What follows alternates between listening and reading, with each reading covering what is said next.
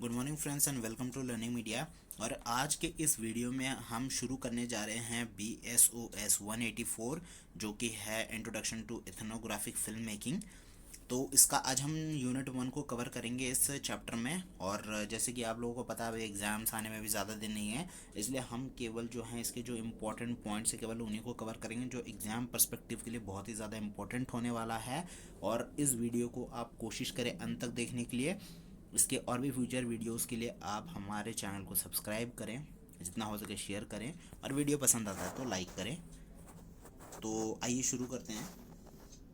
तो आज का हमारा यूनिट है anthropology and film making, the text and the image. ठीक है, तो सबसे पहले दोस्तों हम देखते हैं कि इथनोग्राफिक एक्चुअल में होता क्या है। जो हमारा चैप्टर है ना इथनोग्राफिक, अभी इथनोग्राफिक है क्या। तो दोस्तों इथनोग्राफिक सोशियोलॉजी या फिर एंथ्रोपोलॉजी, इन दोनों टर्म्स में केवल एक ये रिसर्च टेक्निक है जो कि क्या करता है, एक डिटेल डिस्क्रिप्शन देता है ह्यूमन बिहेवियर के बारे में लंबे समय के लिए। अभी इसको थोड़ा सा आसानी से समझते हैं। जैसे मान लीजिए कि आपके घर के पास कोई एक छोटी सी बस्ती है और अगर आपको उनके ऊपर एक वीडियो बनाना है कि यहाँ के लोग कैसे रहते हैं, इनके रहने का तरीका क्या है, ये लोग अपना खाना कहाँ से खाते हैं, ये लोग कमाई कैसे करते हैं, इनका जो लिविंग कंडीशन है वो कैसा है, तो इसे आप एक प्रोलॉन्ग समय के लिए, एक लंबे समय के लिए आप इनके एक्टिविटीज़ को आप ऑब्जर्व करेंगे। ऑब्जर्व करने के बाद आप क्या करोगे, इनको एक छोटे से डायरी में एक फील्ड शीट बनाओगे और उसी के हिसाब से आप उन पर एक फ़िल्म बनाओगे। यानी आप इनके एवरीडे जो इंट्रैक्शंस हैं, जो सोशल ऑर्गेनाइजेशंस हैं इनके, हैं ना, सोशल स्ट्रक्चर्स जो हैं, उन सबको आप जो है गैदर करोगे, इन पे डेटा गैदर करोगे। किस तरह के से हो सकते हैं वो, या तो आप उनका इंटरव्यू लोगे कि भाई आप लोग कैसे रहते हो, आप लोग खाना कहाँ से वो करते हो, या तो आप उन्हें ऑब्जर्व करोगे, है कि नहीं।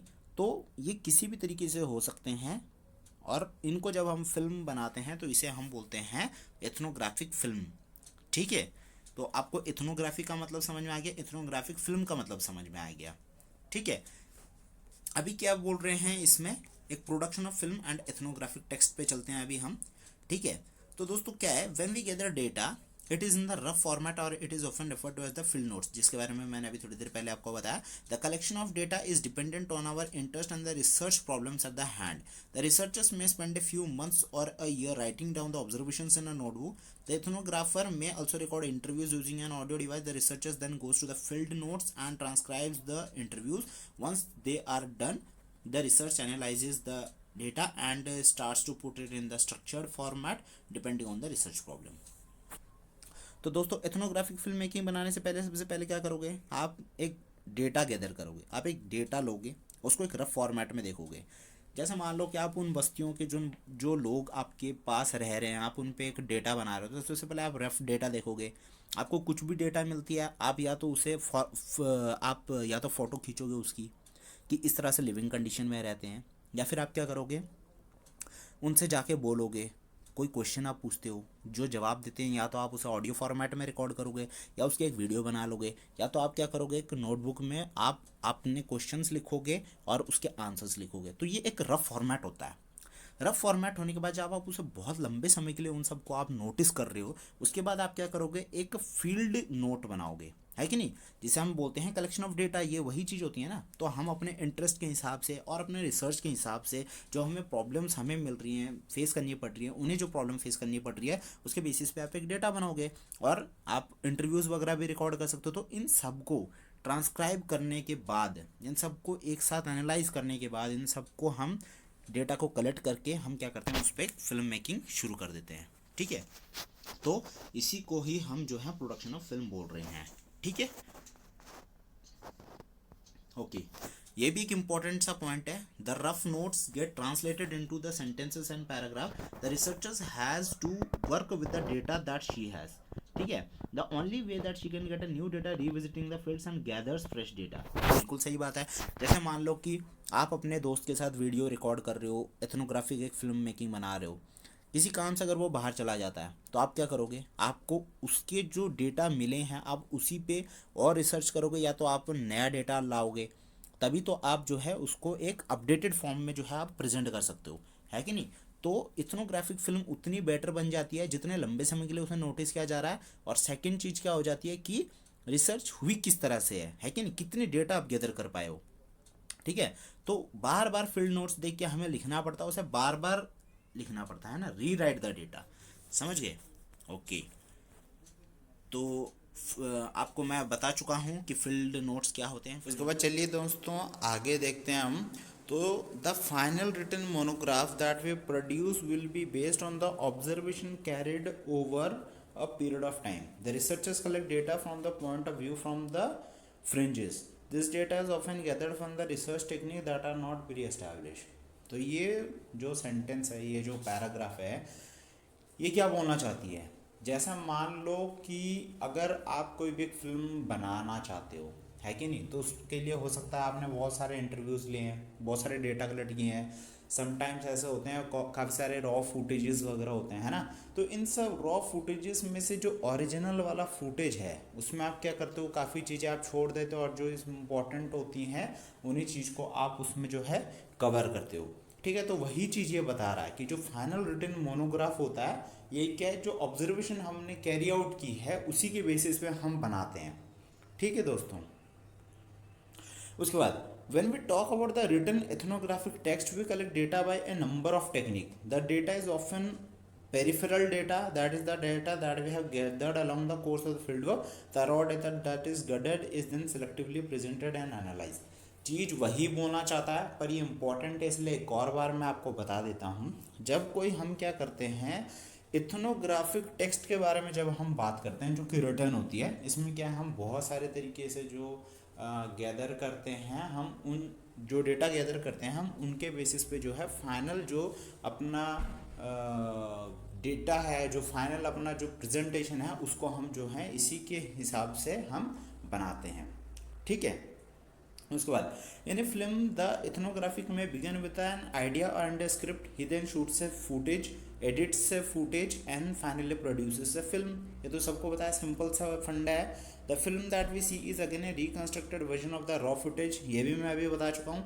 ए final is a film is a final product like the written text that is made by the ethnographer in the form of the book or an article. In a film too, a production of a film too involves the shooting of the film, which we call footage. The footage is then edited and re-edited, much like the writing and the rewriting of the text. The final story of the film tells as the finished smooth portrait like a book. अभी दोस्तों क्या है, इसमें मैं आपको दो चीज़ें बताता हूँ। सबसे पहले एक होता है एक रिटन टेक्स्ट होता है और एक वीडियो के फॉर्म में अगर हम बोले तो उसे हम बोलते हैं एक फिल्म। ठीक है, अब दोनों इम्पॉर्टेंट भी है और दोनों के बीच में अंतर क्या है इस चीज़ को अभी हम देखते हैं।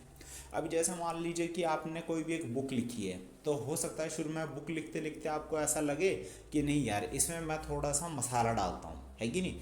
और जब आप मसाला डालने पे आते हैं तो आप शुरुआत कुछ इस तरह से करेंगे कि एक रात थी, रात में बहुत बारिश हो रही थी, तबीयत बहुत ख़राब थी मेरी, तो समझ रहे हो, मतलब सबसे पहले आप क्लाइमेक्स नहीं डालोगे, सबसे पहले आप उसकी स्टार्टिंग करोगे, है ना।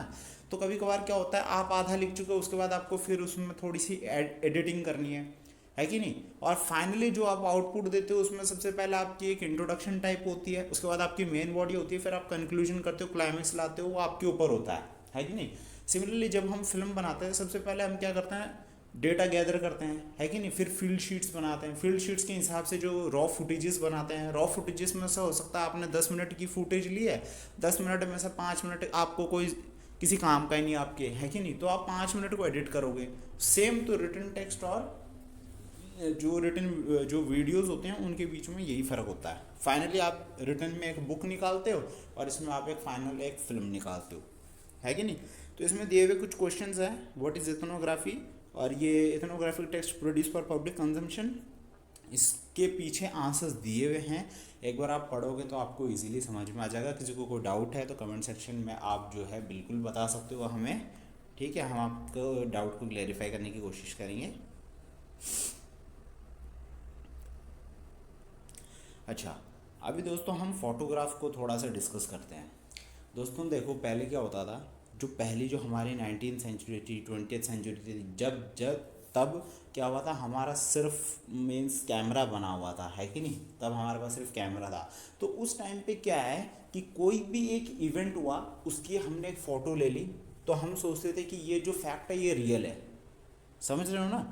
तो क्या होता है उस टाइम पे, एक फ़ोटो आपने खींच ली, मतलब आपने एक रियलिटी को रिवील कर दिया उस फोटो के अंदर, है कि नहीं। और किसी ने उस फोटो को देख लिया, मतलब हाँ ये चीज़ हुआ है। जबकि आज ऐसा नहीं है। आज आप क्या करोगे, आपने अपनी फ़ोटो नरेंद्र मोदी हमारे पीएम के साथ आपने एक फ़ोटो ले ली, है कि नहीं, तो उसे हम रियल नहीं कहेंगे, ठीक है। क्योंकि उस टाइम पे दोस्तों क्या होती थी, एडिटिंग होती ही नहीं थी, ठीक है। उस टाइम पे क्या था, एक फ़ोटो खींचा मतलब वो रियलिटी को रिप्रेजेंट करती थी, ठीक है। तो पहले की सिचुएशन ऐसी थी। और वो सारी क्या है, कभी कभार क्या है, आप किसी जगह पे जाते हो, वहाँ पे आप फील्ड नोट्स कलेक्ट करते हो, आपको कोई चीज़ अच्छी लगती है, आप उसकी फ़ोटो क्लिक करते हो, है कि नहीं। तो काफ़ी सारे स्टेजेस होते थे जिसमें फोटोग्राफ बहुत ही इंपॉर्टेंट रोल प्ले करता था। जब आप इस पैराग्राफ को पढ़ोगे आपको ये चीज़ समझ में आ जाएगी कि एक्चुअल में मैं बोलना क्या चाहता हूँ, ठीक है, और ये बुक क्या बोलना चाहती है एक्चुअली, ठीक है। तो a picture was considered to be worthy portrayal of reality, it was an objective data that the recorded reality without any kind of bias. यही चीज़ मैं आपको समझा रहा था, है कि नहीं। अब इसमें बेटसन एंड मेड की जो थ्योरी है, जो मिड 20s में उभर के आई थी, उसमें क्या है, उन्होंने फोटोग्राफी को एक रिटन टेक्स्ट में जो है बताने की कोशिश की है। अब इसका मतलब क्या है दोस्तों, आपने ये चीज़ कहीं ना कहीं पढ़ी होगी, नहीं पढ़ी तो मैं आपको बता देता हूँ कि ये picture says thousands of words, है कि नहीं। तो एक पिक्चर आपके दिमाग में किसी भी तरह की परसेप्शन ला सकता है कि नहीं। आपने कोई भी एक पिक्चर देख ली, जैसे हम जब मीम्स देखते हैं फेसबुक वगैरह में, उसमें हम देखते हैं ना मीडिया का रोल, सिर्फ चाकू वाला जो हिस्सा होता है वो बंदा बचाना चाहता है दूसरे बंदे को, पर मीडिया केवल उस चाकू वाले हिस्से को दिखाती है। तो इससे क्या है कि हमारी परसेप्शन कैसी है, कि हम क्या उस फोटो से निकाल रहे हैं, समझ रहे हो दोस्तों। तो उन्होंने क्या था, जो मेडसन एंड जो मीड एंड जो बेटसन है, इन्होंने क्या किया था, उस पिक्चर को एक टेक्स्ट में जो है बताने की कोशिश की है, ठीक है। और उन्होंने बताया कि पिक्चर अपने आप में सफिशिएंट नहीं होता है, उसमें एक टेक्स्ट की भी ज़रूरत होती है, ठीक है। और वो टेक्स्ट ही है जो पिक्चर को डिस्क्राइब करके और उसके वैल्यूज़ को रिवील करती है, ठीक है। ये देखिए इस पैराग्राफ में मैंने हाईलाइट कर दिया है। For meet the photograph were to be supplemented by the written words, each frame and each photograph had to be conceptualize in 1942 यानी मिड 19 में, when Mead and Bitson collaborated that they used the photograph to supplement their written work. The paragraph were used to fill in the gaps and to address the criticism of their written work. As technology advanced, Mead advocated the use of the film camera to record event as well as we will discuss in the next section. बिल्कुल सही बात है। तो सबसे पहले तो photograph थी, वही अपने आप में एक रिवीलिंग चीज़ थी। उसके बाद फिर उसे सप्लीमेंट किया गया वर्ड्स के साथ। फिर जैसे जैसे कैमरा इन्वेंट हुआ, हम लोगों ने मूवीज़ बनानी शुरू की, तो फिर हम उससे अपने आप को जो है डिस्क्राइब कर पाते थे। और उसमें भी क्या है, सबसे पहले तो साउंड नहीं थी। आपने सुना होगा आलम महाराजा, जैसे राजा हरिश्चंद्र, ये सब थे ना उस टाइम पे जो ये मूवीज़ निकली थी, इसमें कोई साउंड नहीं था। उसके बाद जो आलम आ रहा थी वो पहली बोलती हुई मूवी थी, ठीक है। तो एक साउंड आना वो अपने आप में बहुत बड़ी चीज़ होती थी उस टाइम पे, जब हम मूवी बनाने की बात करते हैं, ठीक है। तो एथनोग्राफिक फिल्म्स क्या होते हैं, मैंने आपको ये चीज़ बता दिया है, ठीक है। एथनोग्राफिक फिल्म क्या होती है, एथनोग्राफी क्या होती है। तो इथनोग्राफिक फिल्म्स पैराग्राफ में क्या लिखा है, production of ethnographic film for the public was started in 1920s। तो इथनोग्राफिक की जो फिल्म्स थी वो 1920s में उभरना शुरू हुई थी, ठीक है। और this films were educational films end of the exotic people and were sometimes shot with the help of the anthropologist. तो उस टाइम पे क्या है, जब हम किसी चीज़ को नोटिस करते हैं तो एंथ्रोपोलॉजिस्ट के ज़रिए से उनकी हेल्प लेते थे हम किसी भी एक फिल्म को शूट करने के लिए, खास करके जब वो एजुकेशनल फिल्म हो या फिर किसी एक पर्टिकुलर ग्रुप को जब हम दर्शाने की कोशिश करते हैं, उसके वैल्यूज़ को, उसके मोरल कल्चर्स वगैरह को, तो हम क्या करते थे उस टाइम पे एंथ्रोपोलॉजिस्ट की हेल्प लेते थे, ठीक है। उसके बाद Bateson and Mead were the first to use the ethnographic film to integrate with and to supplement their written work, ठीक है। अभी मैंने आपको बताया था बेटसन एंड मेड ने सबसे पहले क्या किया, आपकी फ़ोटोज़ को यूज़ किया, उसको फिर उसके बाद उन्होंने क्या किया, सप्लीमेंट किया उसको, है कि नहीं, किससे, अपने रिटर्न वर्क से। उसके बाद फिर क्या किया उन्होंने, फिल्म को अपना एक ज़रिया माना और उसी की हेल्प से उन्होंने जो है काफ़ी सारी चीज़ें उन्होंने डेवलप की उस टाइम पे, जो कि एक फिल्म के जो फिल्म के मतलब दुनिया में एक रेवोल्यूशन लेके आया था। ठीक है। उसके बाद the development of the technology and the synchronize sound also mean that the films could be use for a long time. मैंने अभी आपको ये बताया जस्ट अभी थोड़ी देर पहले। इसमें क्या हुआ था दोस्तों, सबसे पहले जो मूवीज़ होती थी उसमें केवल एक्शन होते थे, उस टाइम पे साउंड नहीं होता था, तो केवल जितना हमें फुटेज ज़रूरत पड़ता था हम उतना ले लेते थे, उसके बाद बाकी हमारे किसी काम का नहीं है। लेकिन क्योंकि साउंड तो उसमें है नहीं, केवल एक्शन एक्शन दिखाया जा रहा, तो हमें केवल एक्शन पार्ट पे ही जो है एम्फोसाइज करते थे उस टाइम पे। ठीक है। पर जैसे ही साउंड आया तो किसी एक पर्टिकुलर फुटेज को, अभी तो हम बता सकते हैं ना अपनी बातों को, तो उस टाइम पे क्या होता था, एक पर्टिकुलर शॉट है, काफ़ी लंबे समय तक के लिए हम उसको जो है शूट कर पाते थे। ठीक है। और इसी को इन्होंने फिर धीरे धीरे धीरे धीरे एक fly on the wall approach use किया। अभी fly on the wall approach क्या है देखिए, काफ़ी इंपॉर्टेंट है एग्जाम पर्सपेक्टिव के लिए। ठीक है। तो ये एक साइंटिफिक ऑब्जेक्टिव अप्रोच है। इसमें क्या होता था, ट्रूथ को जो है पोर्ट्रे किया जाता था किसी भी फिल्म्स के द्वारा। ठीक है। जो सच्चाई है उसी को जो है सामने लाया जाता था, और लोगों को उस टाइम पे मानना था कि कोई भी एक वीडियो बनी है तो वो क्या है, सच है, वो अपनी ट्रूथ को रिवील करता है उस टाइम पे। ठीक है। सिनेमा वेरिटी मूवमेंट्स क्या होते हैं दोस्तों, इसमें क्या होता है कि जब फिल्म मेकर अपनी मूवी बना रहा होता है कि नहीं, फिल्म मेकर मूवी बनाने जब मूवी बनाता है तो उस टाइम पे जो एक्टर्स उसमें एक्टिंग करते हैं ना, उन एक्टर्स पे इस फिल्म मेकिंग का और जो फिल्म मेकर है उसका कोई प्रभाव नहीं पड़ता इस पे। समझ रहे हो, मतलब वो थोड़ी देर के बाद ये भूल जाते हैं कि हम एक कैमरे में हैं, और वो अपना जो उन्हें रोल प्ले करने के लिए दिया हुआ है केवल वो उसी रोल को ही जो है प्ले करते हैं। ठीक है दोस्तों, इसे बोलते हैं हम सिनेमा वेरिटे मोमेंट्स। ठीक है। उसके बाद दोस्तों कुछ इंपॉर्टेंट एथनोग्राफिक फिल्म्स तो इंडिया में बने हुए हैं, इनको आप यूट्यूब में सर्च कर सकते हो। काफ़ी अच्छे मूवीज़ हैं, सारे मूवीज़ तो इन्होंने दिखाए नहीं हैं, पर आपको एक बेसिक जो नॉलेज है वो आपको पता चल जाएगा। तो सबसे पहले है ओरेंस ऑफ बिहार, 1955 की है। ठीक है। इसमें आपको जो है बताया गया है एक जर्मन द्वारा इसे जो है बनाया गया था। ठीक है। 1958 में एक्चुअली ये प्रोडक्शन हुई थी इस मूवी की, तो ये ब्रिटिश इंडिया के टाइम पे बनी थी उस टाइम पे। ठीक है। ब्रिटिश इंडिया की मतलब फर्स्ट मूवीज़ थी जिसे मतलब टेलीकास्ट उन्होंने किया था। उसके बाद the flute and the arrow था, 1957 की मूवी है। उसके बाद वैनिशिंग ट्राइब है, इनको याद कर लेना एक बार, मेन इम्पॉर्टेंट है। ट्री ऑफ वेल्थ, ये भी 1943 1956 में। ठीक है। इन्होंने बनाई थी। क्लोज टू नेचर 1967 में बताया गया है। जैसे इसमें आपको ट्राइबल पीपल के बारे में बताया गया है। ठीक है। तो इस तरह से कुछ एथनोग्राफिक फिल्म्स हैं जो शूट हुई हैं, और ये आप देख सकते हो अगर आपको अच्छा लगे तो। ये कुछ क्वेश्चंस आंसर्स हैं, उम्मीद है आप इन्हें सॉल्व कर पाओगे। नहीं कर पा रहे हो, पीछे चेक योर प्रोग्रेस में इनके आंसर्स हैं, एक बार इन्हें याद कर लीजिए, एक बार इन्हें समझ लीजिए। कहीं डाउट आता है तो आप हमें कमेंट सेक्शन में बताइए, उम्मीद है हम आपकी हेल्प कर पाएंगे। उसके बाद नेक्स्ट है the anthropological journey of the text and the image. अभी इसमें इंपॉर्टेंट देख लीजिए क्या है। The reader and the audience are made to understand the reality as it is portrayed in just one version of the truth. The ethnographic, the filmmaking and the researchers are no longer articulating from a positions of the power. ठीक है। अभी क्या है दोस्तों, movies बहुत सारी है, बहुत तरह की मूवीज़ होती है।